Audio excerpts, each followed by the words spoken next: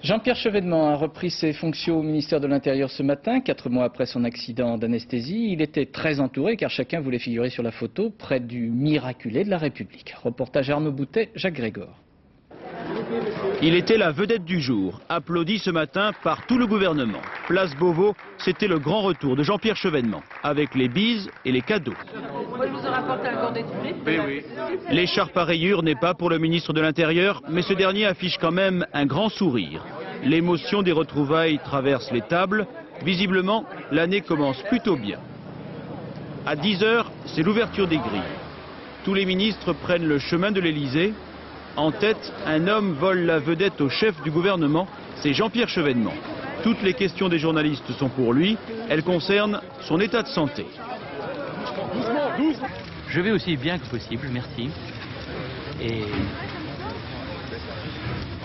je peux vous dire que mes globules rouges sont au rendez-vous, que je leur avais fixé, rassemblés, prêts à faire front.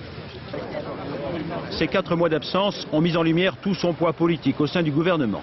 Jean-Pierre Chevènement va s'atteler à plusieurs dossiers, comme la montée de la violence qui préoccupe le chef de l'État. Pour la cérémonie des vœux, Jacques Chirac retrouvait donc Jean-Pierre Chevènement pour la première fois depuis son hospitalisation. Il est vrai que, je vais vous dire, je l'avais vu au Val-de-Grâce, c'était le 4 octobre, à une époque où je ne pouvais plus me servir de mes jambes, et j'ai fait l'effort, à l'époque surhumain, de me lever. C'était mon premier exercice de kinésithérapie. Depuis son voyage, comme il l'appelle, Jean-Pierre Chevènement se dit à la fois identique et différent.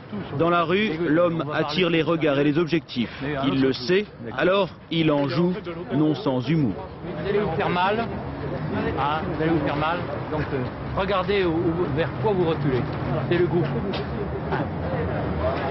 Voilà, merci.